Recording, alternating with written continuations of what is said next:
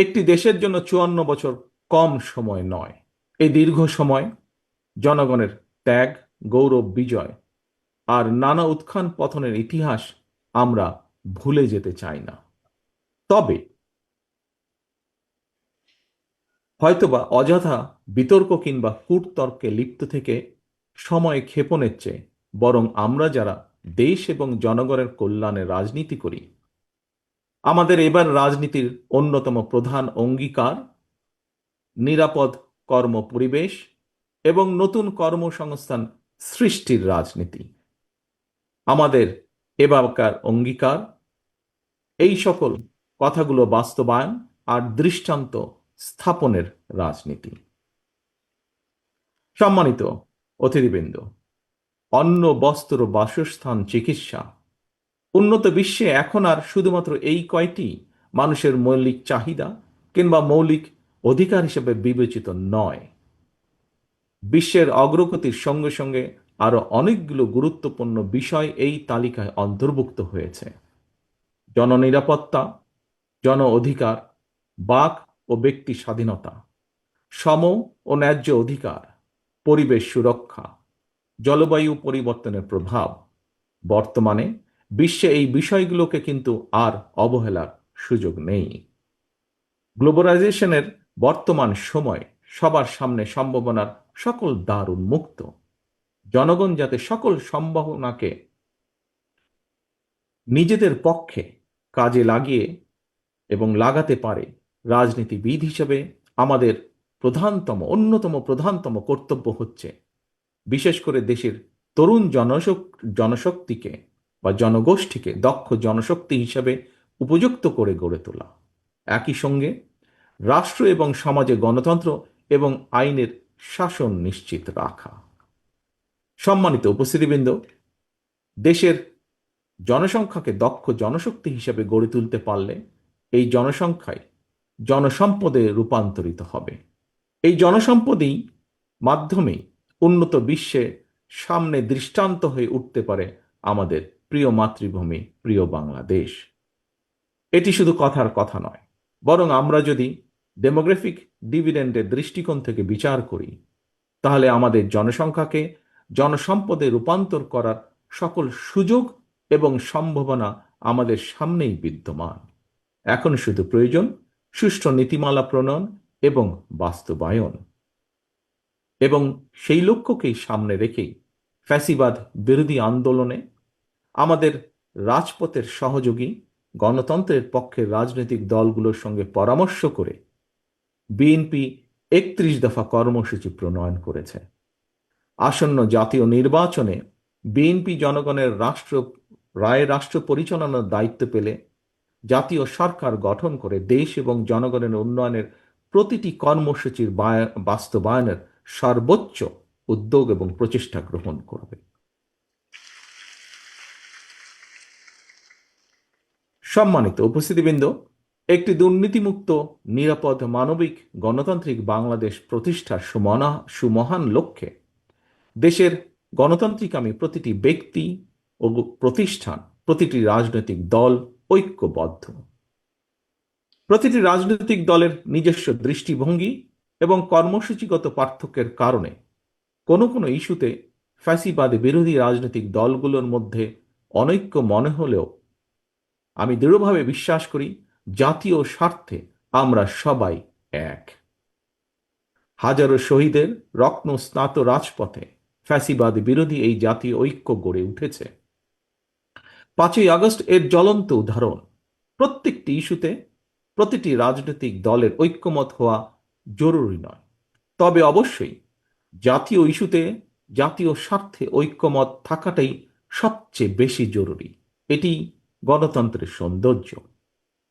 আগামী দিনে আর কোনো অপশক্তি যাতে বাংলাদেশকে তাবেদার রাষ্ট্রে পরিণত করার দুঃসাহস না দেখায়, সংবিধান লঙ্ঘনকারী পতিত পরাজিত পলাতক তাবেদার অপশক্তি যাতে আর মাথা ছাড়া দিয়ে উঠতে না পারে, দেশ এবং জনগণের স্বার্থের বিরুদ্ধে আর কেউ যাতে অপতৎপরতা চালাতে না পারে, আমি দৃঢ়ভাবে বিশ্বাস করি, আমাদের দল বিএনপি বিশ্বাস করে, এইসব বিষয় ফ্যাসিবাদী বিরোধী জাতীয় ঐক্য অটুট রয়েছে। ভবিষ্যতেও তা অটুট থাকবে ইনশাল্লাহ। সম- সম্মানিত অতিথিবৃন্দ, আমি এবং আমার দল বিএনপি, আমরা দেশে গণতান্ত্রিক রাজনৈতিক বিধি ব্যবস্থাকে এমন একটি চিরস্থায়ী ভিত্তির উপরে প্রতিষ্ঠিত করতে চাই, যেখানে রাজনৈতিক দল এবং সরকারের সকল রাজনৈতিক ক্ষমতার নিয়ন্ত্রক থাকবে জনগণ। জনগণই তাদের রাজনৈতিক ক্ষমতা প্রয়োগ করে স্থানীয় সরকার থেকে কেন্দ্রীয় সরকার প্রতিটি পর্যায়ের প্রতিনিধি নির্বাচন করবে। জনগণের নির্বাচিত সরকার জনপ্রত্যাশা পূরণে ব্যর্থ হলে নির্ধারিত মেয়াদের পর সেই সরকার পরিবর্তনের ক্ষমতাও জনগণের হাতে থাকবে।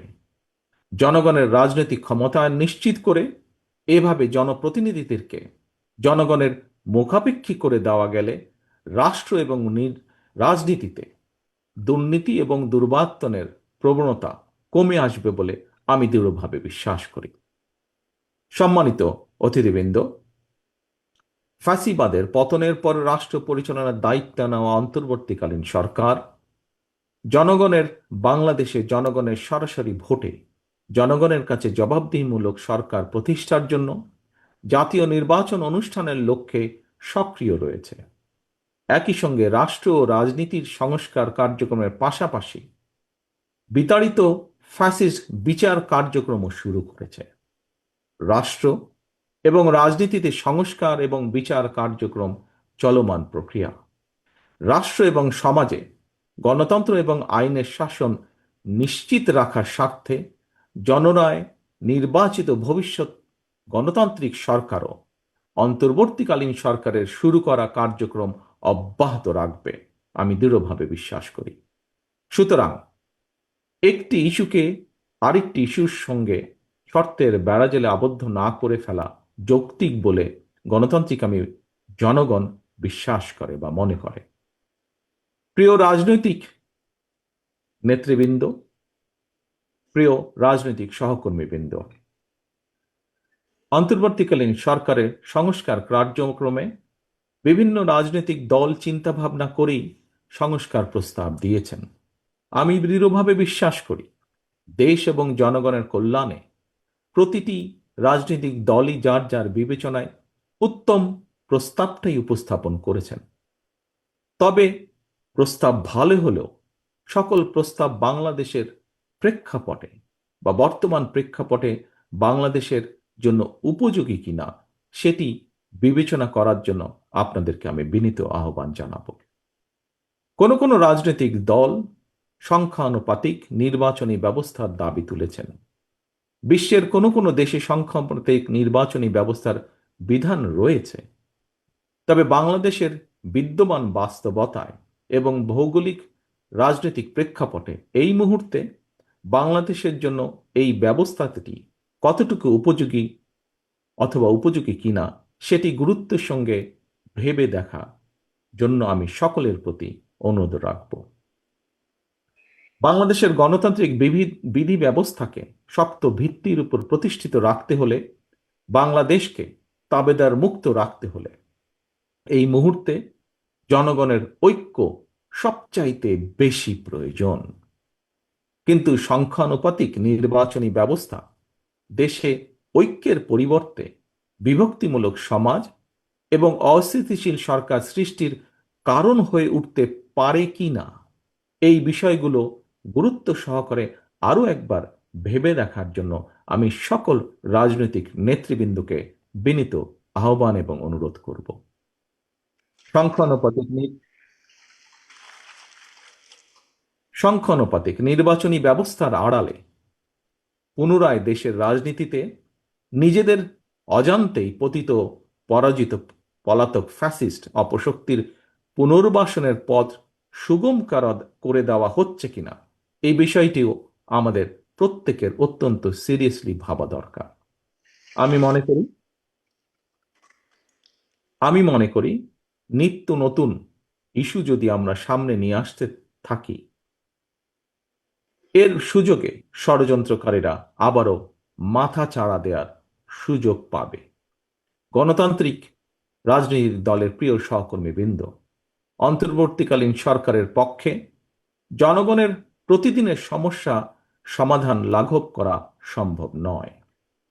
জনগণের সমস্যা সম্ভাবনার কথা তাদের কাছে পৌঁছানোরও তেমন কোনো মাধ্যম নেই রাজনৈতিক দলগুলোর যেমন থাকে। সুতরাং সংস্কারের ইস্যু নিয়ে আমরা যদি অন্তর্বর্তীকালীন সরকারকে ব্যস্ত রাখি, তাহলে হয়তো বা সেটি জনগণকে তাদের রাজনৈতিক এবং অর্থনৈতিক অধিকার থেকে বঞ্চিত রাখতে পারে। যেসব বীর সন্তানেরা বাংলাদেশের জন্য অকাতরে জীবন বিলিয়ে দিয়েছেন, যেসব মানুষগুলো চোখ হারিয়ে চিরতরে অন্ধ হয়ে গিয়েছেন, হাত পা অঙ্গ প্রত্যঙ্গ হারিয়ে পঙ্গুত্ব বরণ করেছেন, মাসের পর মাস বাধ্য হয়ে হাসপাতালে চিকিৎসাধীন রয়েছেন, তাদের এই আত্মত্যাগকে বিবেচনায় নিয়ে আমি বিএনপি সহ বাংলাদেশের প্রতিটি গণতান্ত্রিক রাজনৈতিক দলের নেতা কর্মী এবং সমর্থক শুভাকাঙ্ক্ষীদের দৃষ্টি আকর্ষণ করে একটি আহ্বান জানিয়ে বলতে চাই, আসুন আমরা যিনি যার ইচ্ছা মতন শর্তের তালিকা না বাড়িয়ে শহীদদের চেতনায় বাংলাদেশকে উপলব্ধি করি। চোখ হারানো যোদ্ধার অন্তর্দৃষ্টি দিয়ে বাংলাদেশকে দেখার চেষ্টা করি। চিকিৎসাধীন এবং আহতদের আর্তনাদের সঙ্গে একত্রিত হয়ে শহীদদের আকাঙ্ক্ষার আলোয় বাংলাদেশকে আমরা গড়ে তুলি। প্রিয় সম্মানিত অতিথিবৃন্দ, প্রিয় উপস্থিতিবৃন্দ, রাজনৈতিক আমন্ত্রিত নেতৃবৃন্দ, প্রতিশোধ প্রতিহিংসা নয়, শহীদদের কাঙ্ক্ষিত বাংলাদেশ প্রতিষ্ঠার জন্য শুরু হোক আলোর প্রতিযোগিতা, শুরু হোক ভালোর প্রতিযোগিতা। ফ্যাসিবাদদের অন্ধকার থেকে মুক্ত হয়ে গণতন্ত্রের আলোয় ফিরুক বাংলাদেশ। আমি আবারও আল্লাহর দরবারে সকল শহীদদের আত্মার মাগফিরাত কামনা করছি। চিকিৎসাধীন এবং আহতদের দ্রুত আরোগ্য কামনা করছি। গণ অভ্যুত্থানের বছর পূর্তির মাসব্যাপী অনুষ্ঠানের আজ শুভ উদ্বোধন হলো। মাসব্যাপী মাসব্যাপী আমাদের আরো কর্মসূচি রয়েছে। এই সকল কর্মসূচিগুলো সুন্দরভাবে সফলভাবে অনুষ্ঠিত হোক, সেই কামনা করে অনুষ্ঠানের উদ্বোধন ঘোষণা করছি। একই সাথে আজকের প্রথম দিনের এই অনুষ্ঠান সফল করার জন্য যারা কষ্ট করেছেন, এই আয়োজকদের সকলকে, আজকের এই অনুষ্ঠানের বা এই কমিটির যে আহ্বায়ক আছেন তাকে সহ প্রত্যেকটি কর্মী যারা কষ্ট করেছেন, যারা সফল করেছেন, ঘরের ভেতরে এবং ঘরের বাইরে প্রতিটি মানুষকে আমি জানাই আন্তরিক ধন্যবাদ। সকলের সুস্বাস্থ্য কামনা করে আমাদের প্রত্যাশিত বাংলাদেশ গড়ে তোলার প্রত্যাশা রেখে সকলের কাছে বিদায় নিয়ে আমার বক্তব্য শেষ করছি। আল্লাহ হাফেজ। বাংলাদেশ জিন্দাবাদ। বাংলাদেশ জাতীয়তাবাদী দল জিন্দাবাদ।